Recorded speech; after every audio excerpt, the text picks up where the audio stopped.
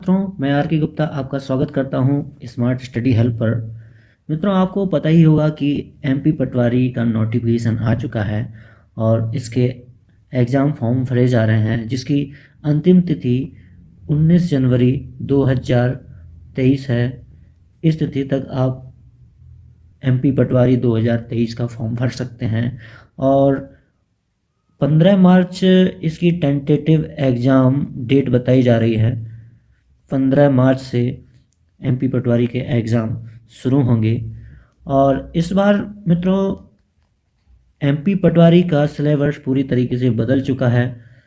इसमें पहले जो सिलेबस होता था उसमें 4 सब्जेक्ट रहते थे, तो टोटल 100 क्वेश्चन पूछे जाते थे चारों सब्जेक्ट से। इस बार इसमें 8 सब्जेक्ट हैं और 8 सब्जेक्ट से टोटल 200 क्वेश्चंस पूछे जा रहे हैं। तो सिलेबस चेंज हो चुका है, तो इसकी तैयारी भी हम लोगों को ढंग से करनी पड़ेगी। तो आज हम आपके सामने सामान्य प्रबंधन के मोस्ट इम्पोर्टेंट क्वेश्चंस लाए हैं, जो कि व्यापम और एमपी पटवारी से संबंधित हैं। तो आइए शुरू करते हैं, ज़्यादा समय वेस्ट न करते हुए, ज़्यादा समय न गवाते हुए शुरू करते हैं हम अपने सामान्य प्रबंधन पढ़ने का सिलसिला। पहला क्वेश्चन है, वह परिसंपत्ति जो अल्प समयावधि के अंदर नकद में परिवर्तित की जा सकती है क्या कहलाती है? वह परिसंपत्ति जो अल्प समयावधि के अंदर नकद में परिवर्तित की जा सकती है क्या कहलाती है? इसका आंसर है मित्रों तरल संपत्ति। गुडविल साख किस प्रकार की परिसंपत्ति का एक उदाहरण है? इसका आंसर है अमूर्त व स्थायी परिसंपत्ति। गुडविल साख जो है वो किस प्रकार की परिसंपत्ति का एक उदाहरण है? अमूर्त व स्थायी संपत्ति। किसी समस्या को हल करने के लिए कार्यविधि की पहचान करने और चुनने की प्रक्रिया क्या कहलाती है?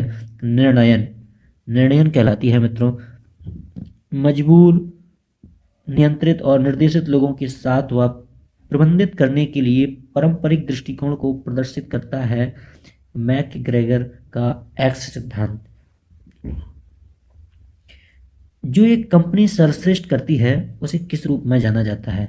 तो इसका आंसर है मूल सक्षमता, कोर कॉम्पिटेंसी। जो एक कंपनी सर्वश्रेष्ठ करती है उसे किस रूप में जाना जाता है? मूल सक्षमता, कोर कॉम्पिटेंसी। जब एक व्यक्ति को 2 या 2 से अधिक विषम उम्मीदों को पूरा करना होता है तब इसे क्या कहते हैं? भूमिका संघर्ष कहते हैं मित्रों। जब एक व्यक्ति को 2 या 2 से अधिक विषम उम्मीदों को पूरा करना होता है तब इसे भूमिका संघर्ष कहते हैं। वह लेखांकन अवधारणा जो बताती है कि व्यापार एक लंबी अवधि के लिए चलेगा क्या कहलाती है? सुनाम प्रतिष्ठान अवधारणा। वह अवधारणा जो बताती है कि व्यापार एक लंबी अवधि के लिए चलेगा क्या कहलाती है? सुनाम प्रतिष्ठान अवधारणा। Going concern concept. तो इसे याद रखिएगा मित्रों। फॉर्म में भरा गया ग्राहकों की प्रतिक्रिया किस प्रकार की सूचना का एक उदाहरण है? बाहरी सूचना। ये इसका आंसर है बाहरी सूचना। किस चयन को उचित परीक्षण देने के बाद दिए गए कार्य को करने की क्षमता के मापन के लिए संगठन द्वारा आयोजित किया जाता है? तो इसका आंसर है मित्रों रुझान परीक्षण, एप्टीट्यूड टेस्ट। वित्तीय लेखांकन मानक बोर्ड को किस नाम से जाना जाता है? FASB। FASB के नाम से वित्तीय लेखांकन मानक बोर्ड को जाना जाता है। निष्पादन पर निगरानी रखना और मापन करना, निर्धारित लक्ष्यों के साथ इसकी तुलना करना और सुधारात्मक कार्यवाही करने की प्रक्रिया को किस नाम से जाना जाता है? इस प्रक्रिया को नियंत्रण करने के नाम से जाना जाता है। इसे क्या कहते हैं? तो नियंत्रण करना। मानव संसाधन प्रबंधन का निम्न में से कौन सा कार्य भविष्य मानव संसाधन आवश्यकताओं को पहचानना और कार्मिक जरूरतों के पूर्वानुमान को सम्मिलित करता है? तो ये है इसका आंसर नियोजन। इसका उत्तर है मित्रों नियोजन। चलते हैं नेक्स्ट क्वेश्चन की ओर। प्रबलीकरण सिद्धांत किस पर आधारित है? अधिगम सिद्धांत और स्किनर के सिद्धांत पर। ये जो प्रबलीकरण सिद्धांत है वो अधिगम सिद्धांत और स्किनर के सिद्धांत पर। नेक्स्ट है तुलन पत्र बैलेंस शीट किस लेखांकन समीकरण पर आधारित है? परिसंपत्तियां बराबर देनदारियां प्लस पूंजी। तो देनदारियां प्लस पूंजी बराबर होता है परिसंपत्तियां। ओके मित्रों, चलते हैं नेक्स्ट क्वेश्चन की ओर। किस कर्मचारी शेयर योजना में कंपनी कर्मचारी को एक भविष्य की तिथि पर शेयर लेने का विकल्प प्रदान करती है? तो यह है इसका आंसर कर्मचारी स्टॉक विकल्प अधियोजना, क्या कहते हैं मित्रों इसे, कर्मचारी स्टॉक विकल्प अधियोजना, जिस पर कर्मचारी शेयर योजना में कंपनी कर्मचारी को एक भविष्य की तिथि पर शेयर लेने का विकल्प प्रदान करती है। मध्य स्तर के प्रबंधक किसके बारे में चिंतित होते हैं? प्रभागीय उद्देश्यों के बारे में। मध्य स्तर के प्रबंधक किसके बारे में चिंतित होते हैं? तो इसका आंसर है प्रभागीय उद्देश्यों के बारे में। जब व्यापार का मालिक अपने निजी उपयोग के लिए व्यापार से धन निकालता है तो इसे क्या कहते हैं? इसे आहरण कहते हैं। कितनी समय अवधि के अंदर होने वाले लेन देन के लिए वित्तीय खाते तैयार किए जाते हैं? इसका आंसर है 12 माह। संगठन में प्राधिकरण के 3 मुख्य प्रकार कौन से हैं? लाइन, स्टाफ और प्रकार्यात्मक। ठीक है मित्रों, चलते हैं नेक्स्ट क्वेश्चन की ओर। व्यवसाय की कुल चालू परिसंपत्ति में निवेशित पूंजी को किस रूप में जाना जाता है? तो इसका आंसर है मित्रों सकल कार्यशील पूंजी। सकल कार्यशील पूंजी के रूप में जाना जाता है। चलते हैं नेक्स्ट क्वेश्चन की ओर। एक संगठन अपने कुछ विशेष लक्ष्यों को पूरा करने और उपलब्ध संसाधनों का उपयोग करते हुए उन लक्ष्यों को पूरा करने के लिए कुछ चुनिंदा फैसलों को अपनाता है। इसे क्या कहा जाता है? इसे कहा जाता है रणनीति। तो जब रणनीति बनती है तो उसके अनुसार ही लक्ष्य को पूरा किया जा सकता है। एक संगठन अपने कुछ विशेष लक्ष्य को पूरा करने और उपलब्ध संसाधनों का उपयोग करते हुए उन लक्ष्यों को पूरा करने के लिए कुछ चुनिंदा फैसलों को अपनाता है। इसे रणनीति कहा जाता है। चलते हैं नेक्स्ट क्वेश्चन की ओर।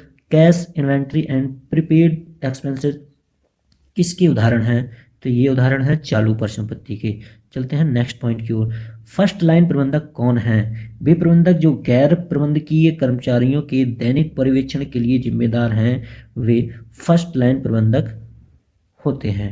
दूसरों के साथ, नेक्स्ट क्वेश्चन है, दूसरों के साथ और उनके माध्यम से चीज़ों को प्राप्त करने की कला क्या कहलाती है? यह है प्रबंधन, मैनेजमेंट। चलते हैं नेक्स्ट पॉइंट की ओर। सकल लाभ का आकलन किस सूत्र द्वारा किया जाता है? तो सकल लाभ का आकलन किया जाता है विक्रय माइनस बेची गई सामग्रियों की लागत। इससे आपका सकल लाभ निकल आता है। नेक्स्ट पॉइंट है किराया लेखा किस प्रकार का लेखा है? किराया लेखा है आय व्यय का लेखा। ठीक है मित्रों, चलते हैं नेक्स्ट पॉइंट की ओर। किस सूत्र द्वारा ARR accounting rate of return की गणना की जाती है? ARR का फॉर्मूला है net income upon average investment. तो इसको याद रखिएगा मित्रों। प्रतिफल दर में, नेक्स्ट पॉइंट, प्रतिफल दर में परिवर्तनशीलता किस रूप में जानी जाती है? जोखिम के रूप में। जोखिम के रूप में जानी जाती है प्रतिफल दर में परिवर्तनशीलता। नेक्स्ट पॉइंट है प्रबंधन लेखांकन है भविष्य के लिए लेखांकन। चलते हैं नेक्स्ट पॉइंट की ओर। जब कोई कंपनी उसकी आय से निश्चित राशि का प्रतिशत प्रदान करती है तब यह नीति क्या कहलाती है? तब यह नीति लाभांश भुगतान अनुपात नीति कहलाती है। कौन सी नीति कहलाती है मित्रों? लाभांश भुगतान अनुपात नीति। किस पूर्वानुमान तकनीकी में अतीत के स्टाफ स्तरों का प्रयोग भविष्य के मानव संसाधन आवश्यकताओं की प्रक्षेपण में किया जाता है? काल श्रेणी विश्लेषण। इसका आंसर क्या है? तो काल श्रेणी विश्लेषण। पालन किए जाने वाले नियमों और प्रतिक्रियाओं के साथ नौकरी की मानकीकरण की प्रक्रिया क्या कहलाती है? तो ये मानकीकरण की प्रक्रिया कहलाती है औपचारिकीकरण। औपचारिकीकरण कहलाती है ये मानकीकरण की प्रक्रिया। नेक्स्ट क्वेश्चन है कंपनी के एबिट और शेयरधारकों के बीच उपलब्ध आय के रिश्ते को किस रूप में जाना जाता है? तो ये है इसका आंसर वित्तीय प्रभावन क्षमता। नेक्स्ट पॉइंट की ओर चलते हैं। बोनस शेयर जारी किए जाते हैं मौजूदा कर्मचारियों को मुफ्त में। बोनस शेयर मौजूदा कर्मचारियों को मुफ्त में जारी किए जाते हैं। विसिल ब्लोअर या मुखबिर कौन होता है? वह कर्मचारी जो संगठन में अन्य लोगों की ओर से अवैध या अनैतिक आचरण का खुलासा करता है वो होता है विसिल ब्लोअर। नेक्स्ट पॉइंट की ओर चलते हैं। अधिकतर पूंजी निवेशकों के मूल्यांकन के लिए अधिमान्य तकनीकी कौन सी है?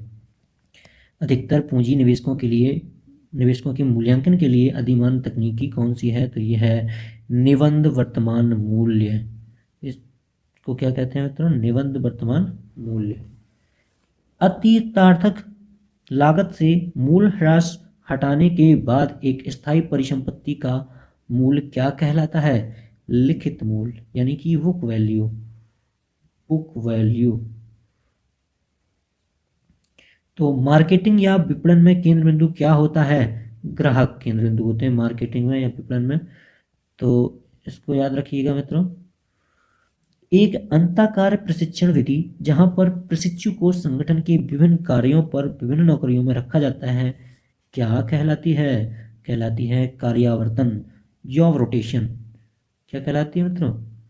Job rotation. तो इसको पब्लिक लिमिटेड कंपनियों में नकदी के रूप में शेयरधारकों को वापसी प्राप्त होना क्या कहलाता है? लाभांश कहलाता है। ये भी याद रखिएगा, लाभांश क्या होता है? पब्लिक लिमिटेड कंपनियों में नकदी के रूप में शेयरधारकों को वापसी प्राप्त होना लाभांश कहलाता है। विपणन मिश्रण शब्द को प्रतिपादित किसने किया था? तो ये किया था फिलिप कोटलर ने। फिलिप कोटलर को याद रखिएगा, इन्होंने विपणन मिश्रण शब्द को प्रतिपादित किया। नेक्स्ट पॉइंट की ओर चलते हैं। कौन सी एक तकनीकी एक व्यवसाय प्रक्रिया और निष्पादन की दूसरे प्रतिष्ठान के द्वारा दिए उद्योग के सर्वश्रेष्ठ प्रदर्शन के साथ तुलना की प्रक्रिया के रूप में परिभाषित की जाती है? यह है बेंचमार्किंग। बेंचमार्किंग, इसको भी याद रखिएगा मित्रों। नेक्स्ट पॉइंट की ओर चलते हैं। एक व्यवसाय द्वारा उत्पाद या सेवा की गुणवत्ता में सुधार के लिए किसके द्वारा मिली प्रतिक्रिया सबसे महत्वपूर्ण है? तो ये महत्वपूर्ण प्रक्रिया किससे मिलेगी हमें? प्रतिक्रिया ग्राहकों से। ग्राहकों से जो हमें फीडबैक मिलता है वो बहुत ही इंपॉर्टेंट होती है। तो ये भी याद रखिएगा। TQM क्या है? Total quality management. TQM क्या है? Total quality management. तुलन पत्र या बैलेंस शीट इसका विवरण है परिसंपत्तियां व देनदारियां, पूंजी के स्रोत व पूंजी का विनियोग। इसका विवरण होता है बैलेंस शीट। किस किसका? परिसंपत्तियां व देनदारियां, पूंजी के स्रोत व पूंजी का विनियोग।